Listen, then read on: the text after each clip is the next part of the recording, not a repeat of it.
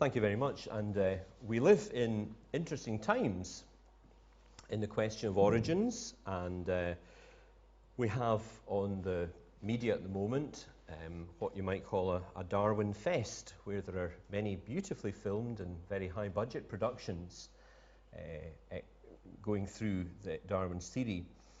I missed Darwin's birthday because I was moving house that day and was otherwise occupied. But I did notice this in the midst of my recent house move, that there was some irony in that David Attenborough's TV programme on the BBC was Darwin's Tree of Life in January, and that very same month, New Scientist had an article saying that basically that Darwin's Tree of Life was history and it didn't fit the facts anymore. So I just juxtapose those two things to say that calling the theory of evolution into question is not something completely strange and completely freaky, but there are scientific difficulties with the theory as it is popularly understood. But I'm not going to talk about the Tree of Life tonight. I'm not going to talk about the age of the Earth.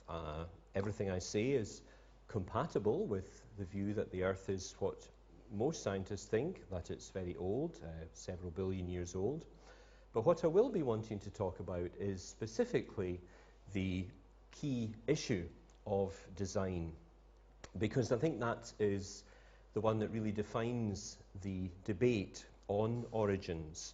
And incidentally, there is a debate many's the time when I've heard scientists who are very much wedded to particularly an atheistic view of origins to say there's no debate, and then a moment later they say, well, by the way, design has been refuted. So intelligent design is not science, but then it's been refuted. So I don't know about you, but I find that holding both those two statements together is somewhat problematical, because if something has been refuted scientifically, then it can't, whatever else it is, it can't not be science, if you're with me. Some years ago, Richard Dawkins confidently maintained that Paley's old Watchmaker illustration of the design in the universe had been superseded.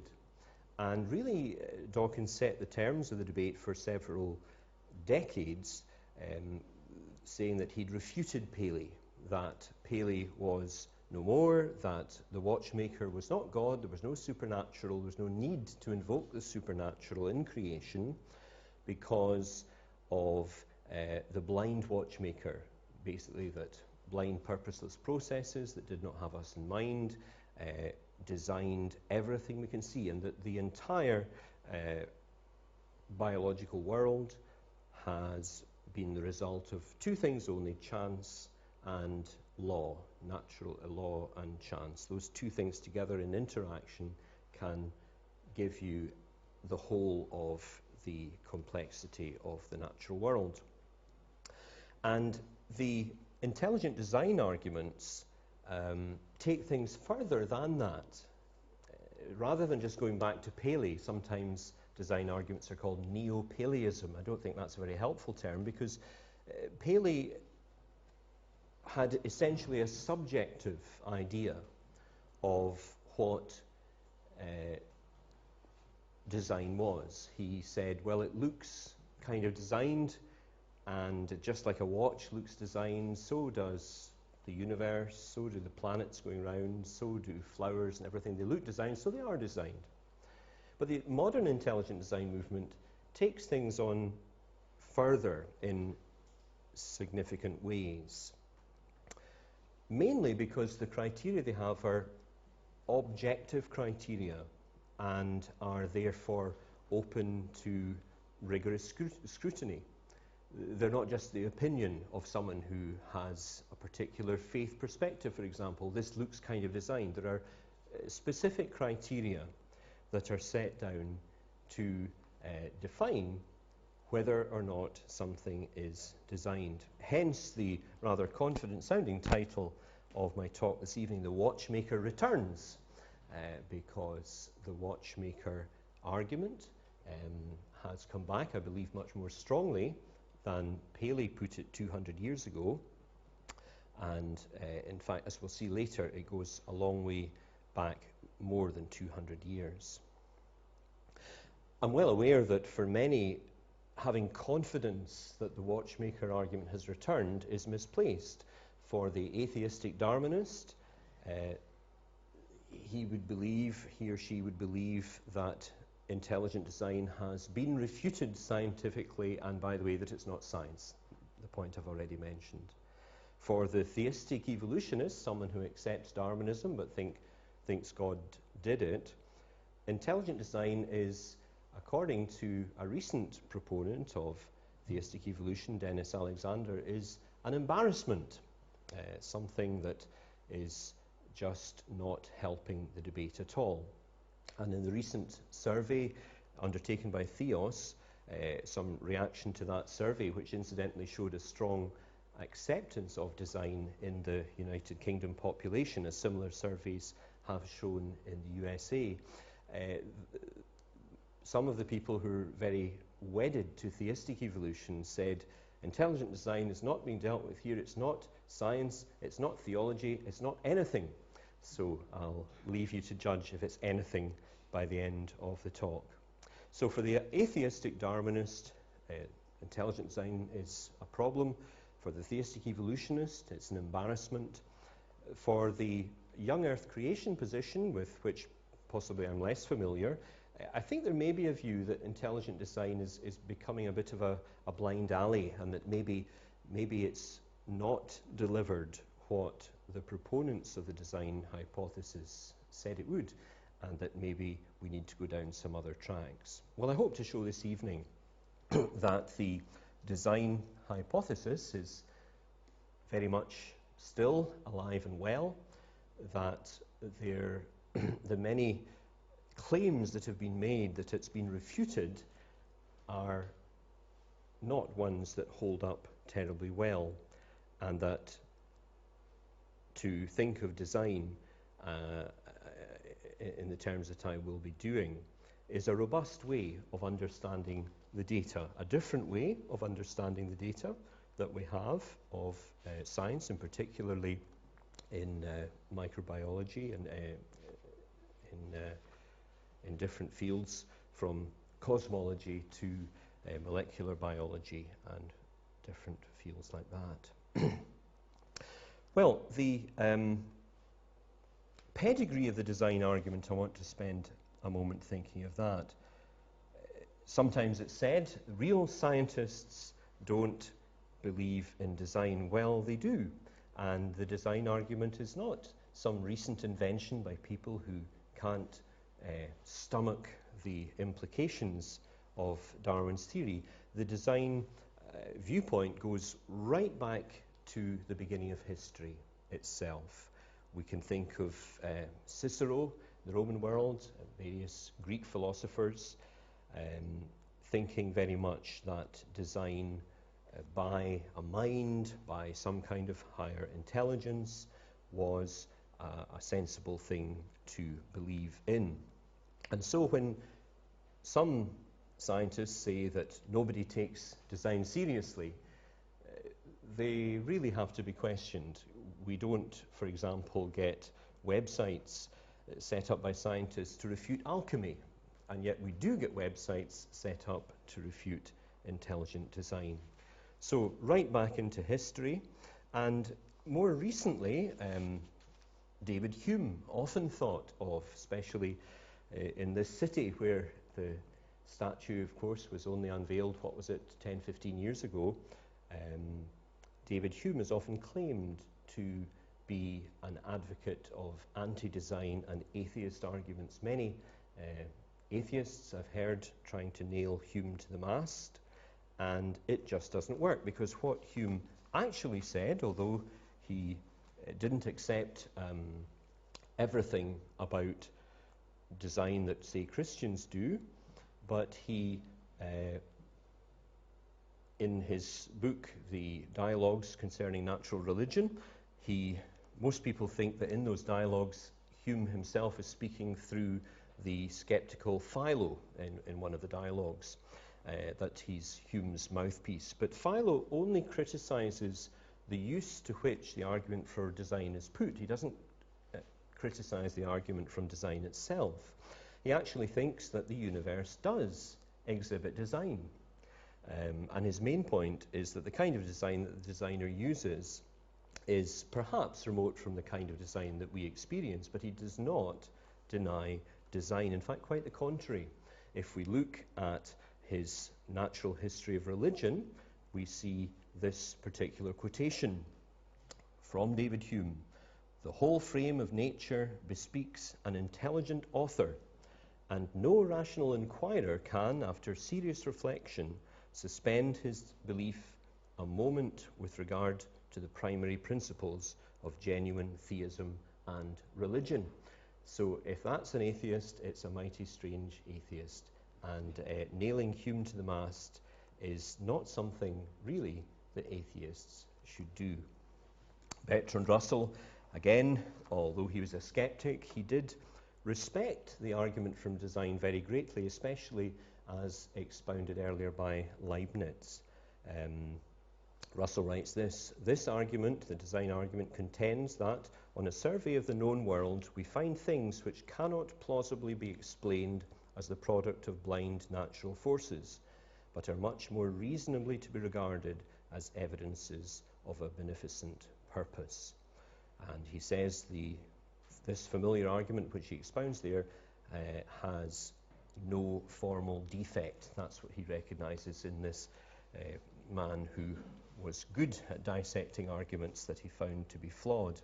So again, both those people there, Hume and Bertrand Russell, not usually noted as fans of theistic belief or great defenders of it, but they are not opposed to the design argument. It does have a great pedigree, and we can mention that the design framework was very much the framework of investigation and the motivation of many, many people in the history of science: Galileo, Kepler, Newton, Faraday, Kelvin, Pasteur. All of them were motivated by their belief in a higher being, an almighty creator, and they found no conflict in looking into that creation to find evidence for that creator. So then, it's an old argument. When it comes to the design argument itself, there are two main forms. For those who don't know this, first of all, cosmology, tailor-made or the finely tuned universe, and secondly, in biology. In cosmology, we've got really just in the last 30 years or so, let's get that slide right. We've got various constants have been shown to be just right. That's really the thing. Incredibly well finely tuned, so that even people who are not religious believers are very happy to say things like, it looks like we were meant to be here, it looks like the universe was expecting us. And if you, just to take an illustration, I was in the shower this morning, and like many people in the shower, it's quite hard to get the temperature just right sometimes. They do vary. Sometimes you can wave them around with not much change, but in our shower and in many showers, you have to get it exactly right so that you don't either freeze or get scalded. And the idea is that in cosmology, the various fundamental constants are exactly the right tuning for not just for life to exist, but for solid existence at all. And if they were in any way different, then there wouldn't be any life, there wouldn't even be any solid existence. Now, of course, some people try to escape the implications of the universe that is in front of us in this way by postulating other universes, the multiverse hypothesis, and that according to that argument, we look tailor-made and finely tuned because we just are one of a random trillion other universes, and so it's just been thrown up that way by chance. Now, of course, we can't say that there aren't other universes, but we can say that we cannot have a direct impression of them because they are by definition beyond our empirical verification. And if we think science should really start with the universe that we can see and can observe and can measure, then we really should go with the implications of the universe that we have. And in cosmology, it would be fair to say that the finely tuned argument is a strong argument, and it's one that does suggest that we are in a designed universe. That's why the very language that cosmologists use, whether or not they're religious believers, in a sense betrays this, because it talks about finely tuned.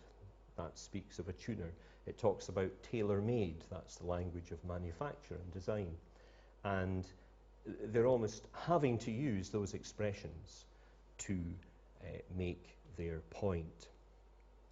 So in cosmology, then, we have this various parts of evidences. And theistic evolutionists are very happy to use the cosmological argument, and they often do, in discussions with people who have no religious belief. They will point to the cosmic constants and the balances and so on, and say that that implies a creator. It's not saying that we can prove the existence of God, because that's something that can't be done. But neither can he be disproved. And certainly the implications of the fine-tuning sit far more comfortably with a worldview based on theism than one based on atheism. But it's when we come to design in biology that things become much more controversial. And we come then to, there's the Watchmaker argument, Dawkins refuting it, and then the recent challenge to Dawkins, or to challenge to Darwinism, from intelligent design.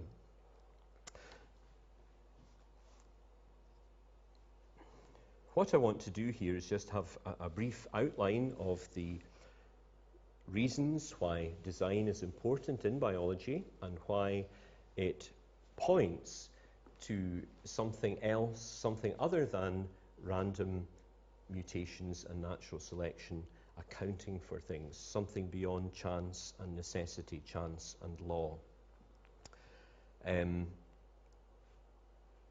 There are two concepts which sometimes get confused. Irreducible complexity in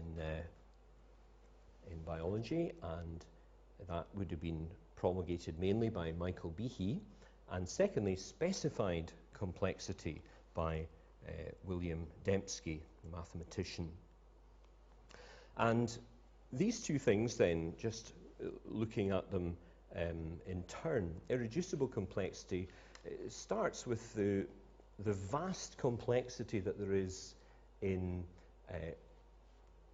the most minute of biological cells, what goes on inside the cell. When Darwin was writing, he thought that the cell was a blob of protoplasm, a blob of jelly. And recent studies have shown that that's not the way it is at all, that the cell is an incredibly complex and almost like a mini solar system or mini universe with all kinds of things happening inside it. And Michael Behe flags up various processes that go on inside the cell. The most famous one is this with the bacterioflagellar motor. There are other ones, but maybe they're less photogenic or less easy to represent in this form. There would be things like the blood clotting cascade and so on. But this one, the bacterioflagellar motor, one of the most simple structures, the E. coli flagellum, which propels it along, 100,000 revolutions per minute, and it can stop and change direction in a quarter of a second or some such time. This is built by just under 40 proteins, and they're assembled in a certain way.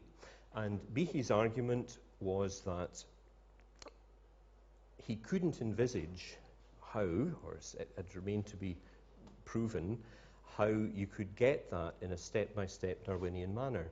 Simply because if you take one of the components away, if you envisage it evolving towards it, then it wouldn't have the function of the final piece. He uses the well-known mousetrap argument. Mousetrap's got, what, 5 components? And if you take one of the components away, the spring, how many mice do you catch? You don't catch 80% of the mice, you catch none at all. And this was the argument then that he used in his book, Darwin's Black Box. And we'll come back to the reaction to that book and to the alleged refutation of Behe's argument later on. But suffice to say then that the biochemists have discovered a whole new world of complexity and of things happening, and that would be the irreducible complex argument of irreducible complexity. When it comes to the second one, we're looking then at information. Again, if we think of how important information is, then we can look at well-known physicist Paul Davies. He looks at the information in the living cell and says this: living organisms are mysterious, not for their complexity per se, so it's not just a question that they're complex, but for their tightly specified complexity. Now this is a slide with a depiction of the DNA double helix and the encoding into that of this digital information. Now, information is something that is mysterious. It's held in a matrix of molecules, but it's something other than the matrix of molecules. The talk I have this evening is notes are printed out on paper and ink. They are also encoded electronically some way in the computer, but the information that's held is the same in both cases. And we can study and study and study the physics of chemistry and physics and chemistry of paper and ink, and we'll never get the meaning of what's on the printed page. There's something, information contained there. And that's what we find in DNA. We find this software, essentially. Software which we know from experience does not arise other than in the minds of a computer programmer. So that then is the argument there from information. And that would be the second one, the one specified complexity. Important to note that it's not just saying it's complicated, not just saying it's complex. When I was debating this matter once with an atheist professor, he said, oh, but a snowflake is complex. And that's very true. A snowflake is a pattern of complexity, but a snowflake can be explained purely by the laws of physics. And information encoded in living things cannot be explained simply by the laws of physics. Some people will say that there are hope to have information creating laws discovered in the future. But can there in principle be such things as information creating laws? We find then these two arguments that have been advanced, the irreducible complexity of the cell and the specified complexity of information, particularly in DNA, having some force. Function, we know, requires information from computers. Well then, these arguments have been advanced now for perhaps 10 to 15 years and have not won widespread acceptance. That's, I suppose, an understatement. It's often claimed that these researchers, particularly Michael Behe and William Dembski, have been refuted. In fact, again, when I was debating this a year or two back, my opposite number in the debate said, but Behe's been refuted. And I said, no, he's not. And he said, yes, he has. And it wasn't very fruitful. So what is the truth of the matter? Well, certainly Behe has been contradicted in print by people who think that contradiction is the same as refutation. But it's not the same as refutation. And we'll come to Behe just further in a minute. Is intelligent design just God of the gaps? Well, it's not God of the gaps, because it's based not on gaps in our information, but it's based on new information. It's based on new discoveries. Is it the end of science as we know it, as some excitable souls say? Well, it can't be that, because it has stimulated, if nothing else, it has stimulated those who want to contradict or try to refute people like Behe and Dembski, and those refutations are published in the mainstream literature. So how can it be the end of science? I thought that science was meant to progress in ways where there was proper and open debate.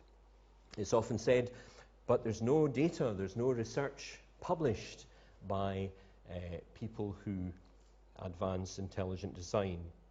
Well, it would be difficult to publish when there is such a bias against many of the viewpoints. But really, science can progress in two ways. It can progress, of course, with new data, but it can also progress by reinterpreting the data we already have. And essentially, that's what design theorists are doing. They're reworking it in a way which pays serious attention to the encoding of information and to the irreducible complexity in the cell. So then what about this Michael Behe saying he's been refuted? In what way has he been refuted? Well, the argument goes like this, that if there are these nearly 40 proteins in this piece of machinery, because that's what we can call it, Behe said that you would need to have a step-by-step process getting all the way from one bit to the full flagellum structure. What happened was that one of his reviewers, one of his opponents, Kenneth Miller, said, but a subset of those proteins, not all 30-something of them, but a subset of them could be used for something else and could have another function. You could think of the mousetrap analogy and say, but the base of the mousetrap could be used for a paperweight, or so on and so forth. But of course that doesn't actually refute what he said. Behe never claimed that subsets of the full suite of proteins could not be used for another purpose. What he said was that to demonstrate a Darwinian mechanism, you would have to go all the way up and build step by step. So for you here, from page 271 of second edition of Darwin's Black Box. The future prospects for design are excellent because they rest not on any person's or group's preferences, but on the data. The rise of the intelligent design hypothesis is not due to anything I or any other individual has written or said, but to the great advance of science in understanding life. In Darwin's day, the cell was thought to be so simple that first-rate scientists such as Thomas Huxley and Ernst Haeckel could seriously think that it might arise spontaneously from sea mud, which would be quite congenial to Darwinism. Even just 50 years ago, it was a lot easier to believe that Darwinian evolution might explain the foundation of life, because so much less was known. But as science quickly advanced and the astonishing complexity of the cell became clear, the idea of intelligent design has become more and more compelling. The conclusion of intelligent design is strengthened by each new example of elegant, complex molecular machinery or system that science discovers as the foundation of life. In 1996, that elegance already could be clearly seen, and in the past 10 years it has greatly increased. There is no reason to expect it to level off any time soon. It's a hard fact that the scientific case for the intelligent design hypothesis is getting much stronger. A separate, more dicey topic, however, concerns people's reaction to intelligent design. How will the idea of intelligent design be regarded by the public and by the scientific community in years to come? That is more a question of sociology and politics than of science. So that sounds to me like a man who is very confident in his position, and the rest of his detailed refutation of his critics would certainly confirm that. The other book that Michael Behe was noted for, his second controversial book, apart from the second edition of Darwin's Black Box, was called The Edge of Evolution. And in it, what he did was he got all the data for one of the most well-studied aspects of microevolution, namely malaria and the development of immunity and mutations and so on.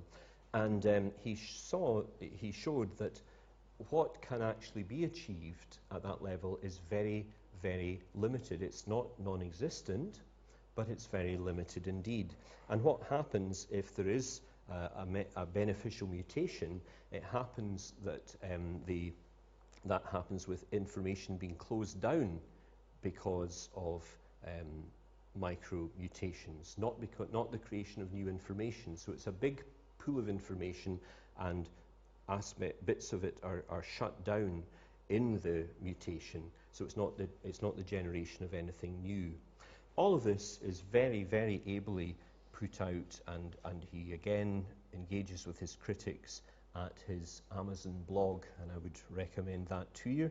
It's just updated even just this week, where critics of Edge of Evolution come forward, and again an entertaining and a most conclusive refutation is offered there, Michael Behe's Amazon blog. So then, what do we have? What does this leave us with? We have the Darwinian view. We have holes in it, in that it doesn't account for the origin of information, doesn't account for the origin of life in the first place, doesn't account for the step-by-step mechanisms that would be required for a Darwinian explanation of complexity, irreducible complexity in the living cell. So what do we have? Well, it seems to me that design arguments have held up to criticism, that Michael Behe has not been refuted, neither has William Dembski been refuted. They have been the object of an incredible outpouring of negativity, name-calling, career jeopardizing nonsense, quite honestly. And again, I think that should make any fair-minded person a little bit suspicious. If it's also cut and dried, why does it have to get so ad hominem all the time? Will there be an acceptance of intelligent design in mainstream science?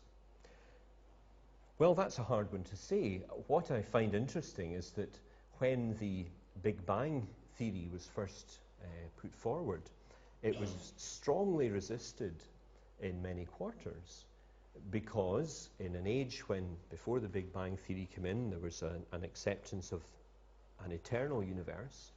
To have a new theory coming in and saying it had a finite beginning, well, that was heavily resisted because it sounded suspiciously religious. But in the end, without going into the ins and outs of the Big Bang theory, because that has been questioned, I know, but in the end it was accepted into mainstream science, despite the queasiness, the philosophical queasiness of some of those with an atheist predisposition who found it disturbing. It was accepted on the weight of the evidence. Just because something looks religious doesn't mean it's not true. And it seems to me that as work advances and more irreducibly complex systems come to light, that it would be good for those who are often shrilly opposed to the design hypothesis if they could stand back and have another look at it. Is it persuasive? Well, it is to some. Most famously, just 4.5 years ago, Professor Anthony Flew, who really had taken on the mantle of Bertrand Russell as the foremost philosophical atheist in the United Kingdom, he publicly declared his renunciation of atheism. And he said very specifically that it was on the basis of the information contained in the DNA and on the design argument. And it was on that very specific basis that he held up his hands and said, I was wrong. There is evidence for a superior being. There is evidence for a God. Now, the reaction to that was very interesting. Because he's in his 80s, he again has come in for the nasty stuff. People have said he's lost his marbles. People have said he's afraid of dying and wants to make his peace with a God who may not be there. Well, maybe he's done what he said he's done. Because what he said he's done is that he's followed the example of Socrates and followed the evidence wherever it leads. And I think that's the strongest argument with design. That those coming to this topic, especially those coming to it for the first time, should try to just stand back and say, where does this evidence point? Never mind our personal preference. Never mind if we have a preference that there is not a supreme being. Laying all that aside, where does this honestly lead us? And I think that Anthony Flew had it just right, and that this evidence of design does point beyond itself. We can't say from the evidence itself much about the nature of a creator, but we can say that it is compatible and more in keeping with the idea that there's a God, a creator, than with the too influential hypothesis that we're just a bunch of chemicals who happen to have been thrown up on the tide of history. Thank you very much.